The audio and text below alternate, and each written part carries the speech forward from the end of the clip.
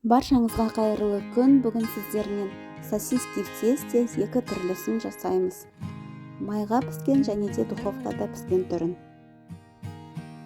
Ол үшін жақсы сападағы осындай сосискилар керек. Сүт, дрожжи, бір жұмыртқа, сұйық май, тұз, қант және де ұн қажет болады. Бірінші сүтімізді құйып газға жылытып аламыз.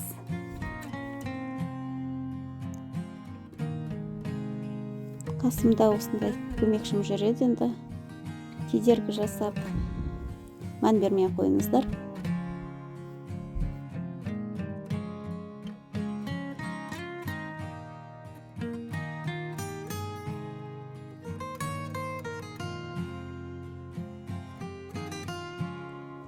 Ашытқымызды салып дайындап қоямыз.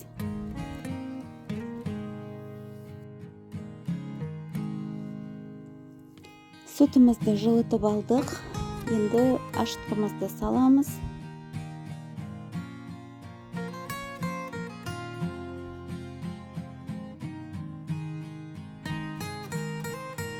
Қантымызды саламыз. Одан кейін тұзымызды салып 5-10 минутқа қойып қоямыз.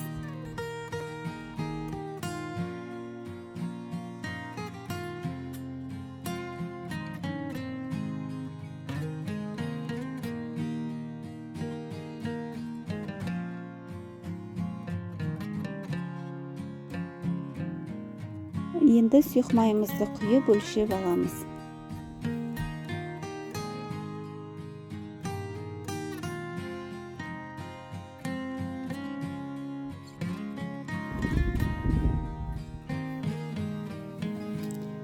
Енді бәрін біріктіріп, жұмсақ қамыр илейміз.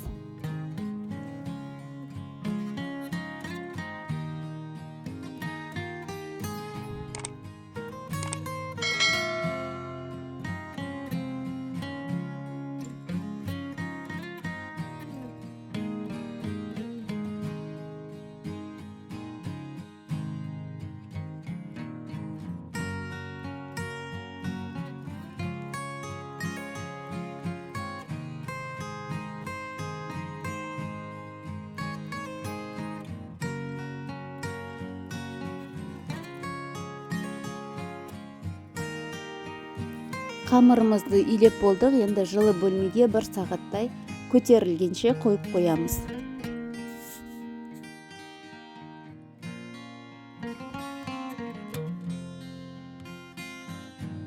Қамырымыз дайын болғанша енді сосискиларымызды аршып дайындап қоямыз.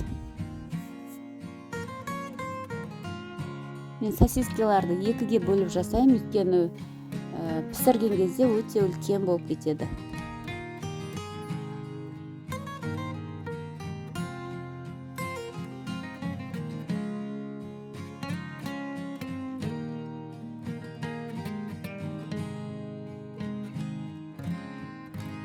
Қамырымыз 1 сағаттай жылы жерде тұрды. Міне кәдімгідей көтерілді. Енді бірнеше бөліктерге бөліп, тағы да 5-10 минуттай қоямыз.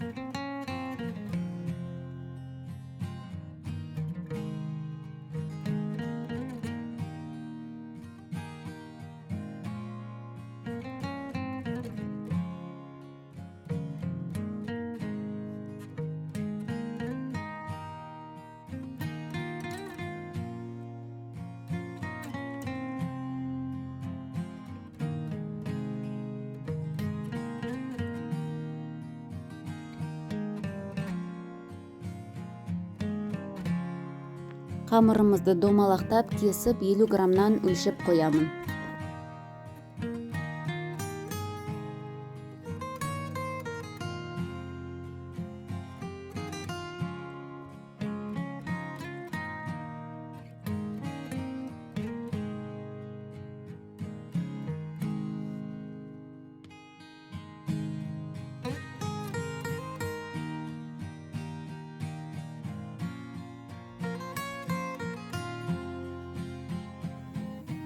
беттері кеуіп кетпес үшін осындай орамалмен жауып қоямын. Содан кейін қолымызбен ұзынша етіп созып аламын. Созылған қамырымызды үстінен басып тегістеп аламыз. Содан кейін сосискімізді орай беруімізге болады. Осылай видеодағыдай осылай орап шығамын.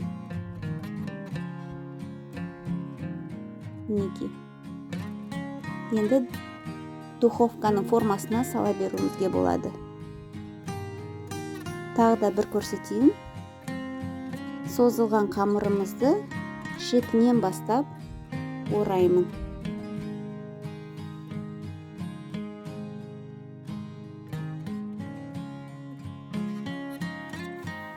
Бәрін осылай жасап шықтым. Менде 28 штук шықты. Оның қуырамын, ал қалғандарын духовкада пісіремін. Духовкада пісіретін сосисканың бетіне жағу үшін бір жұмыртқаны әбден араластырып дайындап аламын. Сосискалар тағы да 10-15 минуттай тұрды. Мінекей, тағы да кішкене көтеріледі. Енді бетіне жұмыртқаны жағып 180 градуста 20-30 минуттай пісіремін. Майға піскен жареный сосиски в тестеміз дайын болды. Ал енді духовкадағы сосискаларымызды көреміз. Мінекей, духовкадағы да сосискаларымыз пісті. Печеный сосиски болады бұл. Өте жұмсақ, ыстық. Қазір бөліп көреміз. Іші де жақсы піскен. Өте дәмді болып шығады, және де балаларыңызға да өте қатты ұнайды деген толық сенімдемін. Өйткені сырт жақтан жегенше үйден жеген өте пайдалы.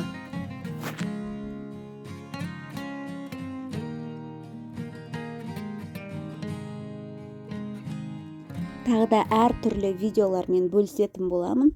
Ас болсын!